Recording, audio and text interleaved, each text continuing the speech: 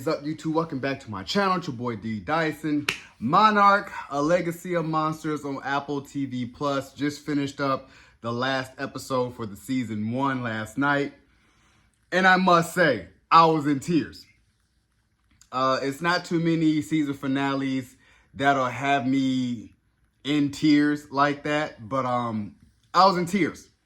Especially when Lee and Kiko meet back up and he was hiding behind the tree. So this is a whole spoiler for the whole season. I stopped doing a season review, or episode review rather, at episode 4.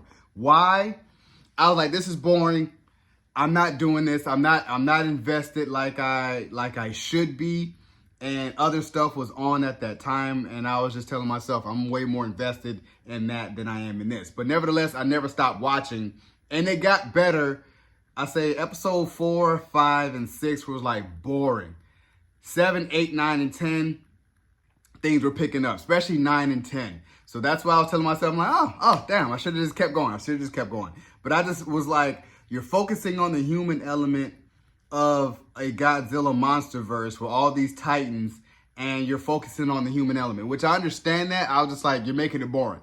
It was boring. Understanding Kate, May, Kentaro, and their dynamic and how they found Lee Shaw. So I was kind of like, I like the flashbacks of Lee, Billy, and Kiko. I was liking that aspect. Like, keep doing the flashbacks of what happened, but I now understand why the flashbacks were so important. And it made me feel for those characters.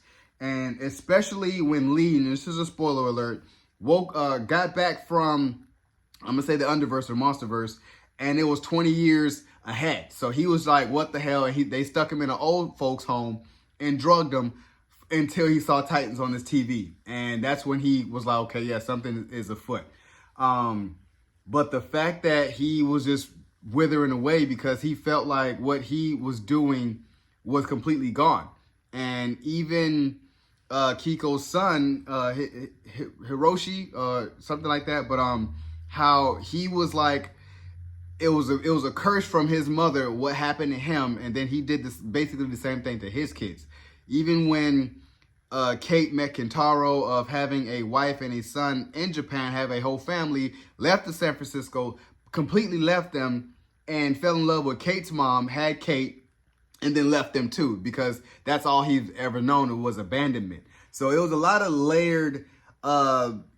layered human elements in the realm of this whole monster ordeal. Especially in the last episode, you had Godzilla go, I finally have a Godzilla fight, and I was like, it's not really needed because we're so focused on the human element of them trying to get back into our world. But I over the course of this season, I was really invested more into Kentaro more than anyone else, just because he just had this, I'm going to find my dad. Like he's a hard, stern man of saying, I don't care about all this. We should go my way. And, when they split up, and that's kind of when I kind of stopped doing the episode review because I was like, this is stupid. He's out in the middle of nowhere. I was like, where are they going with this? So I was over it. But he had that side of our dad's alive. They finally find him.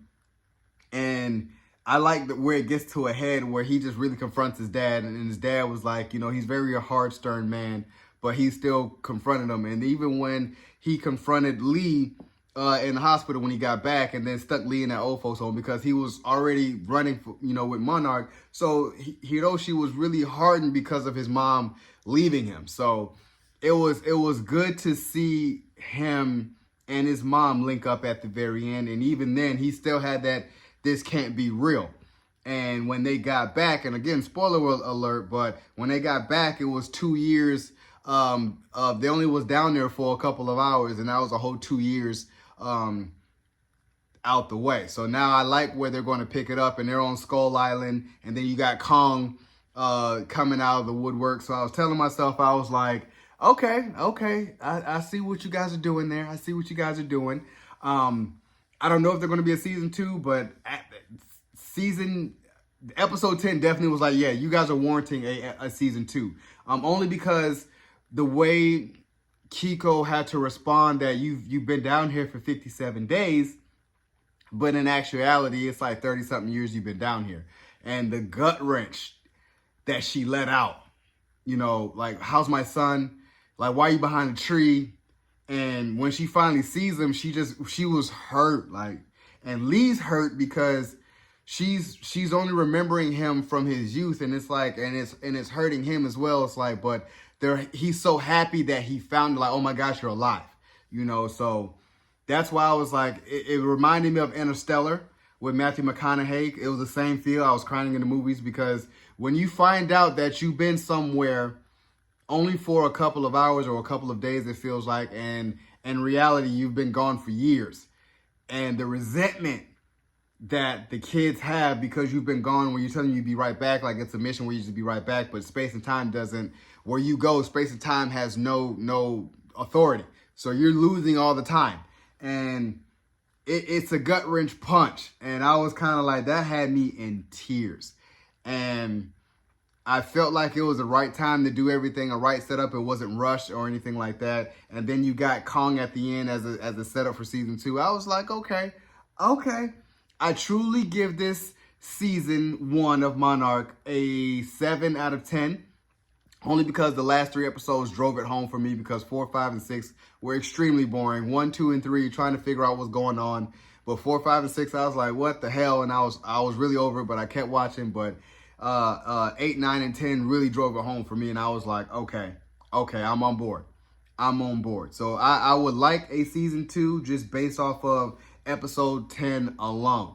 You're not really focusing on the Titans as far as Godzilla and Kong, so I don't really care for Kong because we already have a Godzilla and Kong movie. So the Titans in here don't really hold sway over what's going on as far as the human element. And I'm now that I'm happy that they are focusing on the human element. It was just the fact that they probably could have shortened the season, but people probably would have felt like it was rushed.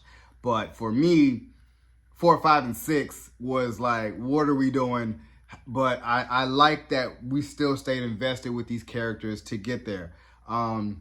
With Kate and May, I was like, is this a romance or what we doing? You know, and Kentaro kind of sees it, but I was like, what are we doing? What are we doing with this?